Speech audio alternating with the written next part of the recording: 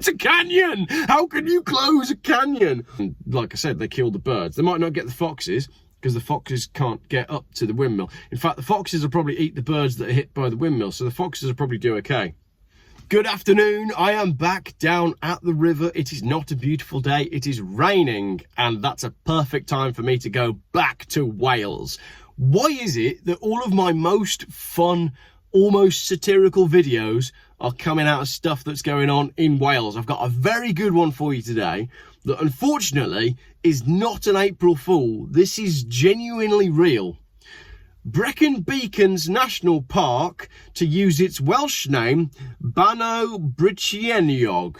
So, they're changing the name of the Brecon Beacons National Park. It's not far from here. I could probably see it if I was up on a hill and it was a nice day. But the people that run the climate and the weather have decided that we're not having any nice days this month. Hopefully they'll give us some in May, but not in April.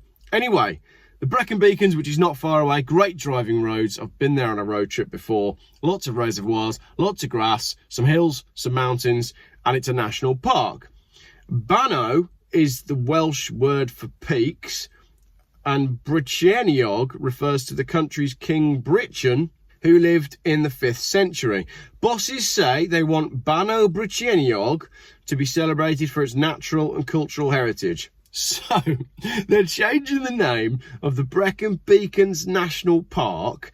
The BBC article doesn't actually say anything about climate change, but there's an article on Sky News that says that the change is organisational, which is said to better reflect the park and the world we live in today.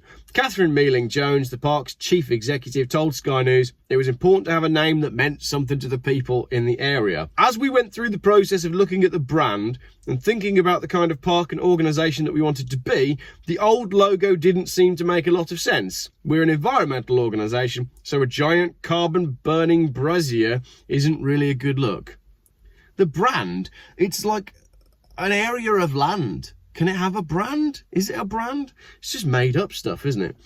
If you look at our old logo, it's always had the bilingual bit on it, so we're really just emphasising the Welsh side of that, because we're much more coterminous with the old kingdom of Brecon, and hopefully it fits with our duty to and our wish to promote the Welsh language and culture. So let's just look at that word brazier that she says is not in line with the new world and climate change. A brazier is a container used to burn charcoal and other solid fuel for cooking, heating or cultural rituals. It takes the form of a metal box or bowl with feet. Its elevation helps circulate the air, feeding oxygen to the fire, and they've been used since ancient times. The Nimrod brazier dates to at least 824 years before Christ. So this is absolutely not the deletion and the destruction of history, is it? Are they going to change the flag as well? Because let's not forget that dragons breathe fire, and that can't be good for the environment or global warming. So I expect the next thing they're going to do is delete the dragon from the Welsh flag. I've done it for you here, look. There you go, it looks perfect. People of Wales, this is going to be your new flag very soon. This is crazy, isn't it? We're a landscape that's shaped by people, yada yada. Using the new name isn't compulsory. It's something that we as an organisation are going to put the emphasis on, and we hope people will use it, and they'll use it as a gateway into learning a bit more about the area. This is just crazy. So let's take a little look at what the Brecon Beacons is composed of. I want to also look at their goal to reach net zero, because the place is made of essentially grass, right? So let's take a little look at some of the science here, because this is quite funny. Brecon Beacons National Park was established in 1957 after Snowdonia in 51 and the Pembrokeshire coast in 52.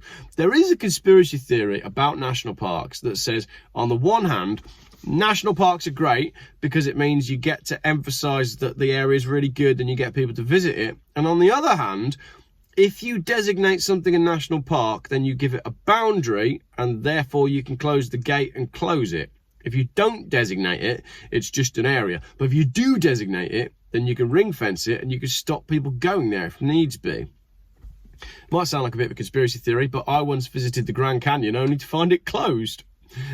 We went, you know, maybe it opened on the 1st of April or something like that, and we whatever the dates were, I can't remember. But yeah, we arrived late at night, very much looking forward to seeing this Grand Canyon, literally the Grand Canyon, only to find the gate locked. Close the Grand Canyon. I remember losing it with this, like, I don't know what he was, security guard, park ranger, and he was just very much like, no, you know, it's only open on such and such dates. And I was like, it's a canyon! How can you close a canyon? But that's just a conspiracy theory about, you know, Agenda 21 and the fact that eventually they will stop us going out into the wilds to protect the area. Most of the national park is bare, grassy moorland grazed by Welsh mountain ponies and Welsh mountain sheep, with scattered forestry plantations and pasture in the valleys.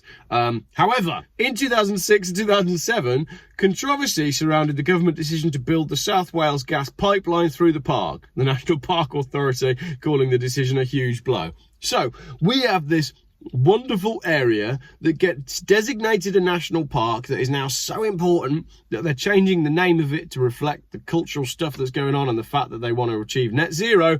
And in 2006 and 7 they built a 197-mile pipeline through the park.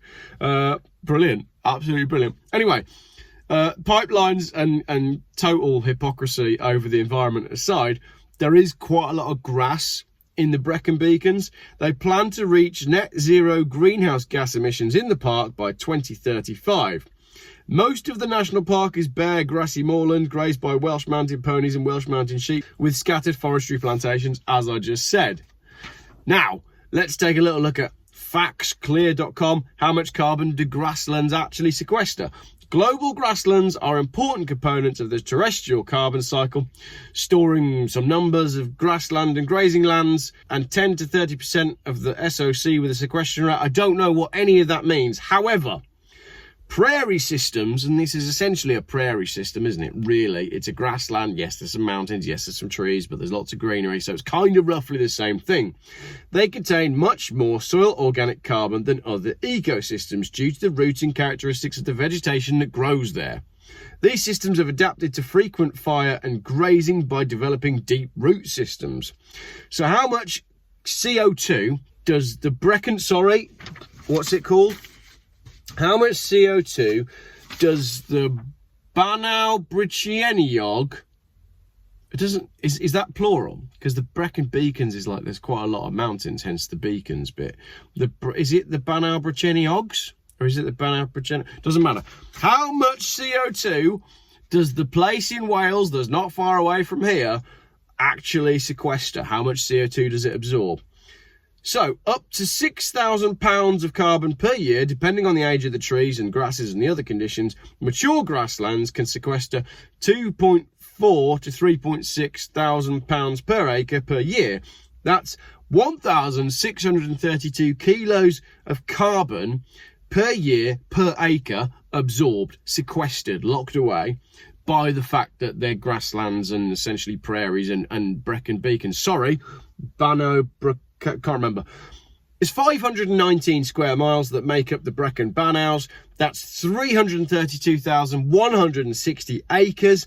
If you times 332,160 acres by 1,632 kilos of carbon, that's 542,085,120 kilos of carbon that is sequestered by the Brecon Banaus in a year.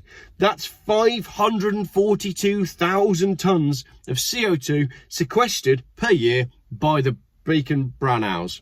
So, conclusions. The name change, it's ridiculous. The gas pipeline, it's ridiculous. They want to reverse the decline in the species. Well, they'll probably do that by putting a fence around it and then closing the gate and saying, no, none of you are allowed to go there because we're trying to get the foxes to come back.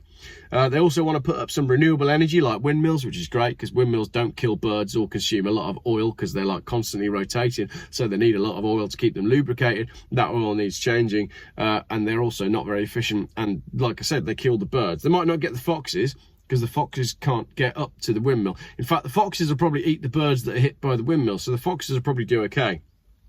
Carbon capture, is it not net zero already?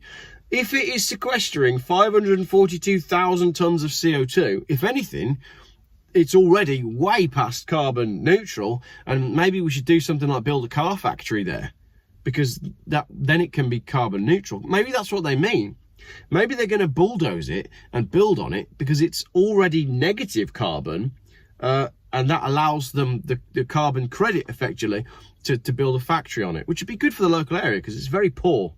And finally, I've put, are they going to close the park? Well, I think I answered that question further on in the video. So there we go.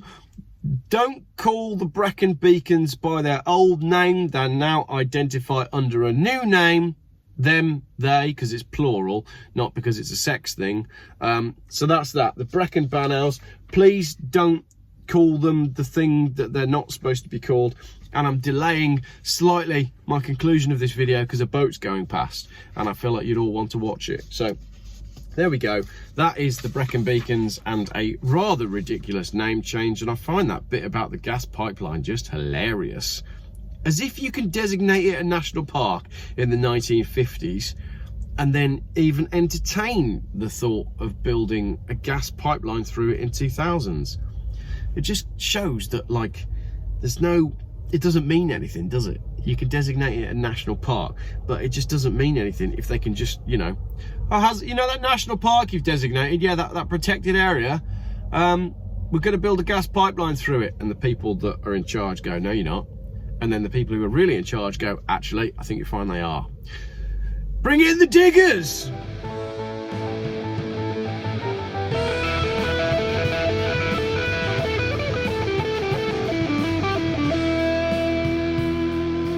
Geoff buys cars. Still, YouTube's most boring car channel.